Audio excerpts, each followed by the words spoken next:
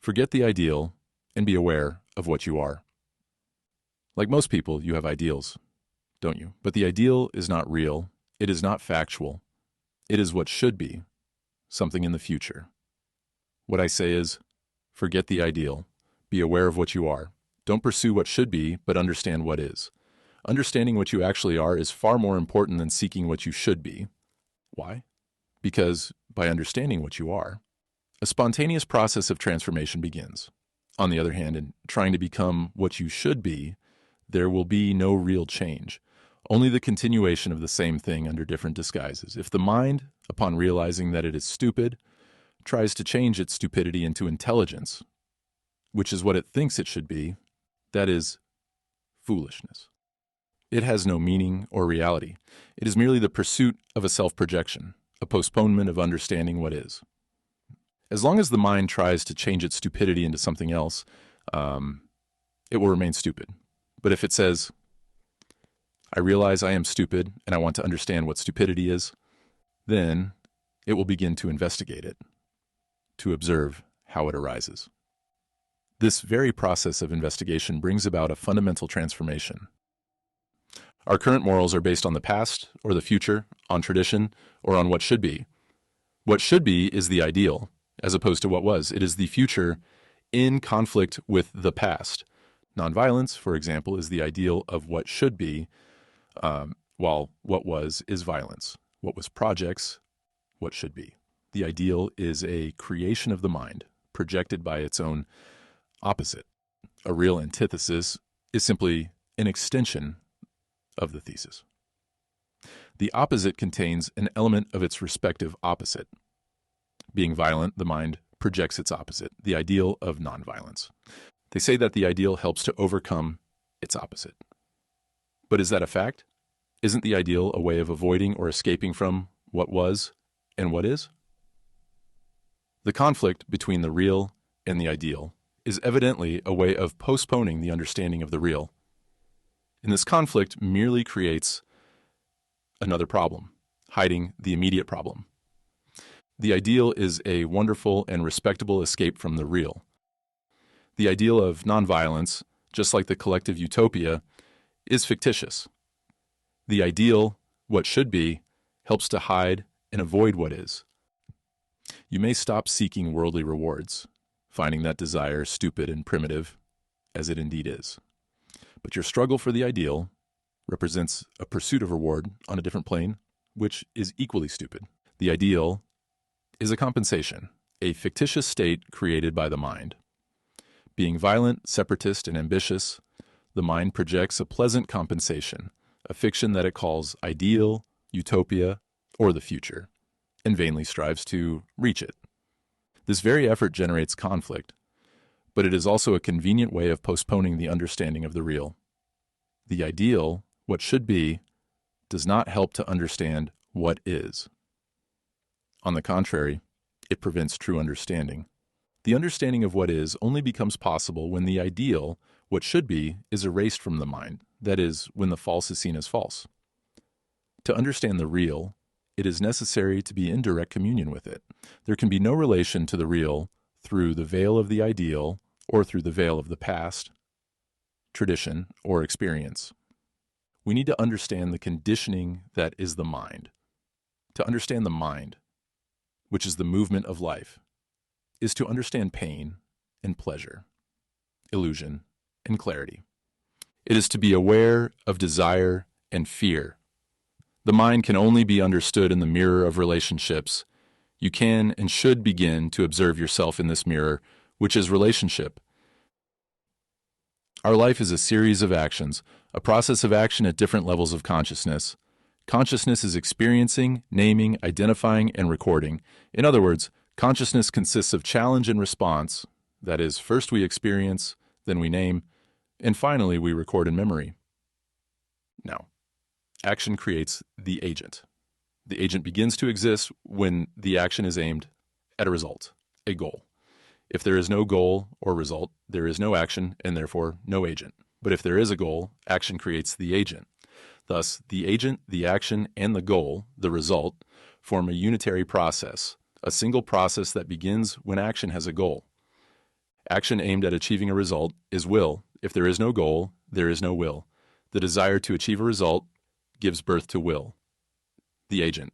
For example, I want to accomplish something. I want to write a book. I want to be a rich man. I want to paint a picture. We are very familiar with these three states: the agent, the action, and the goal to be achieved. This is our daily existence. I am explaining what is.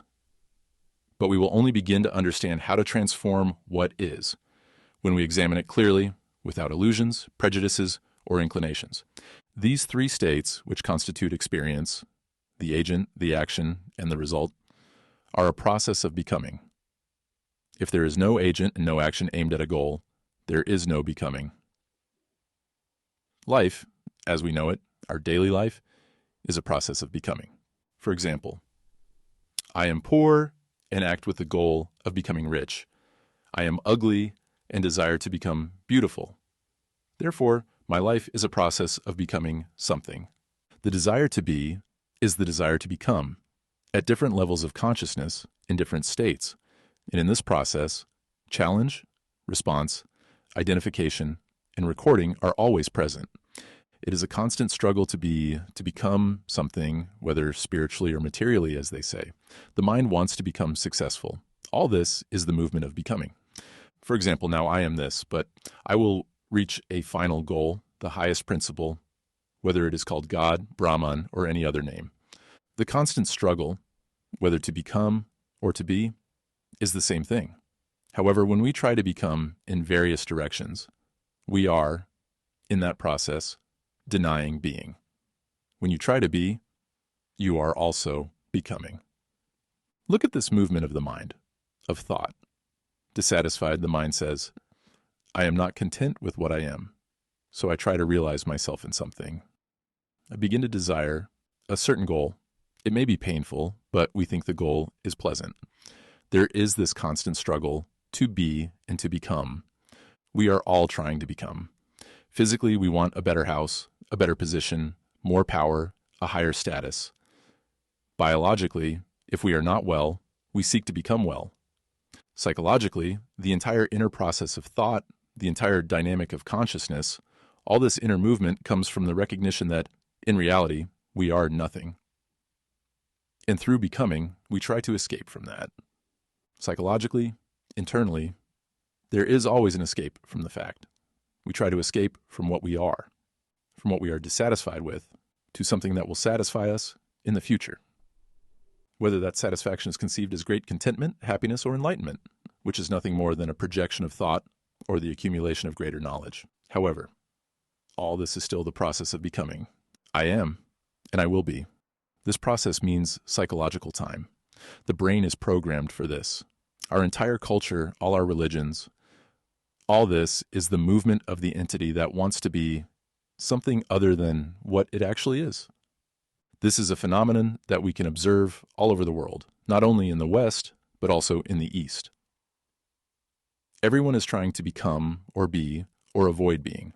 If there is no goal to be achieved, there is no agent, because it is the action based on the goal that creates the agent.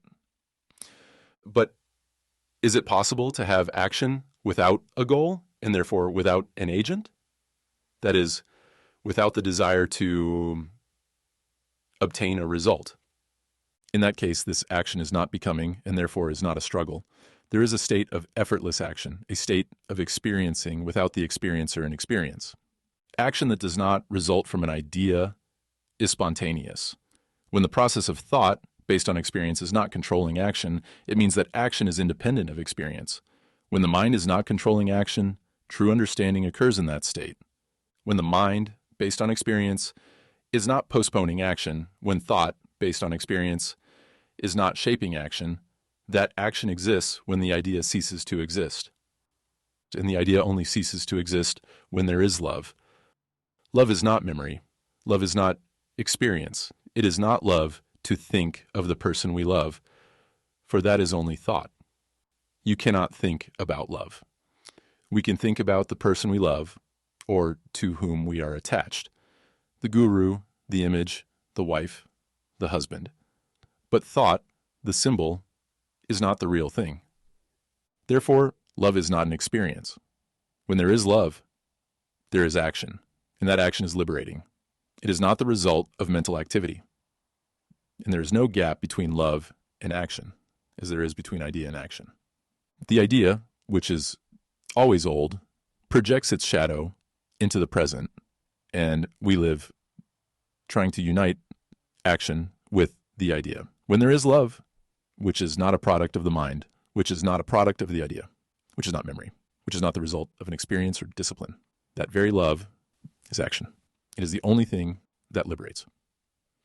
As long as there is mental activity, as long as action is shaped by an idea, which is experience, there will be no liberation. And as long as this process exists, all action will be limited. Once this truth is seen, love, which does not result from the mind and cannot be thought of, becomes present. Conflict arises when there is duality. For example, I am violent, and I have the ideal of nonviolence, or of practicing nonviolence. But the fact is that I am violent. Nonviolence is an ideal, a concept, not a reality. We must approach this very carefully because we are trying to understand why human beings live perpetually in conflict, why there is contradiction.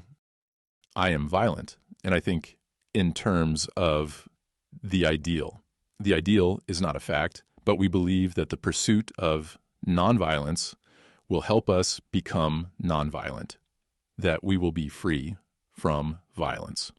Let's understand the content of this word. What does violence mean? There is physical violence when you shoot a gun, attack someone, or throw a bomb. There is also psychological violence, inner anger, hatred, the desire to dominate people, not only physically but also mentally. This is violence. Psychological violence includes wanting to control, imposing our ideas and beliefs on others. Gurus, for example, are violent because they dominate people with their ideas, their systems of meditation, and everything else. Please understand this. We are not attacking gurus, just stating that psychological dependency, imitation, conformity, and domination are all forms of inner violence. This is the fact. We can deal with the fact, not with the idea of the opposite. The opposite, like light and darkness, man and woman, high and low, is a physical comparison. But internally, is there a real duality? We are asking, is there an internal duality, or is there only what is? There is only what is. That is, I am violent. Now, is it possible to be free of violence? This country, for example, has propagated the idea of nonviolence. They promote something they are not. This means I am gradually practicing to become nonviolent day by day. But I am not understanding violence. I am merely trying to become something I have called nonviolence. Do you see the difference? Therefore, there is conflict. When I'm observing and learning about the fact, there is no conflict in my mind. But if my mind is constantly saying that I need to achieve nonviolence, then there is conflict. Now, suppose I am violent. How do I observe this violence? I want to understand the nature of this violence. I want to explore and discover the factors that contribute to it. How do I observe this violence? Is violence something separate from me? Do you understand my question? I am asking whether the violence I see when I say I am violent is different from me, or whether I am that violence. When you are angry, you are the anger. It is not that you are different from the anger. You only separate yourself from the anger when you try to control it. Only when you say, I need to suppress it. Do you feel different from it? But are you really different from violence? Or are you the violence? The word violence, through tradition, has created a separation. The observer says, I am different from violence. But we must ask, who is the observer? The observer is the past, the accumulated knowledge, the experience, the stored memories. All of this is the past. Thought, which is the movement of the past, has divided itself as past, present, and future. It has divided itself as observer and observed. Thought says, I am not violent, but violence is part of you. When you look closely, you are violent. You are the anger, the greed, the envy, the competitiveness, the depression. You are all of this. The observer is not different from what he is observing. This is very important because if you truly understand this with all your heart and mind, conflict comes to an end. There is no duality. Forget all your books, the Vedanta, and everything else. The fact is that there is no opposite internally. Physically there may be, but internally there is only the fact that you are violent, jealous, and so on. Now, can you observe the fact without its opposite, which was invented by thought? Do you see this? Observe what is.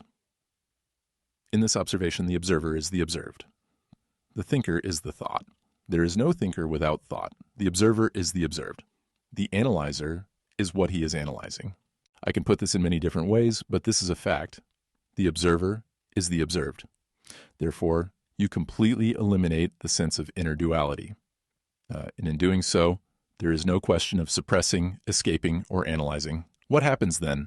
What happens when there is truly the perception of this truth that only the fact exists and not the invented opposite? Only what is. There is no division between the observer and what is observed. What happens then? Do you understand my question? What happens when this fact, this truth, is contemplated? Not intellectually, not verbally, but deeply as a fact, as a truth. In that case, you have completely eliminated the opposite. There is only this. And in living with this, like a precious jewel you have discovered, you observe it, you see the beauty of this jewel, you see its many aspects, and this is part of you. Therefore, observation becomes extraordinarily important. There is no division between the observer and what is observed. When this is truly understood, you realize that nothing can be done to change the fact. The fact is that this observation, when not based on memory or the past, is something entirely new. You are observing something new, as if for the first time, without the interference of the known. Observation requires great inquiry, energy, and vitality to see what truly is. If you truly understand the nature of inner psychological time, you will discover for yourself an extraordinary sense of having no time. Time is past, present, and future, right? The whole cycle is time. What you thought, what you lived, your experiences, your conditioning, as a Christian, Hindu, or Buddhist, all this is the past. Without the past, you would not be here. You have been programmed for 2,000 years, and the Hindus for 3,000 to 5,000 years, like a computer. They repeat and repeat. So, the past is the present. What you are now is the result of the past, and what you will be tomorrow, or in 1,000 days, is what you are now. If I am violent now, I will be violent tomorrow. Therefore, the future is contained in the present, in the now. If there is no radical transformation now, in the present, we will continue to be what we have always been. We have had a long evolution, always evolving into what we are now. But if there is no radical psychological change, we will continue to be what we have been. If we continue on this path, we will be violent, barbaric in the future. Therefore, as all of time is contained in the now, and this is a fact, can there be a total mutation now in our behavior, in our way of living, thinking, and feeling? Jiddu Krishnamurti, lectures in New Delhi and Gestad,